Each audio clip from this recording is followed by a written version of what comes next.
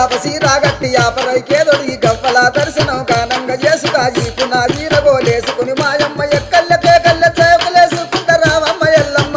సక్కని తల్లి రావమ్మ ఎల్లమ్మ సక్కని తల్లి రావమ్మ ఎల్లమ్మ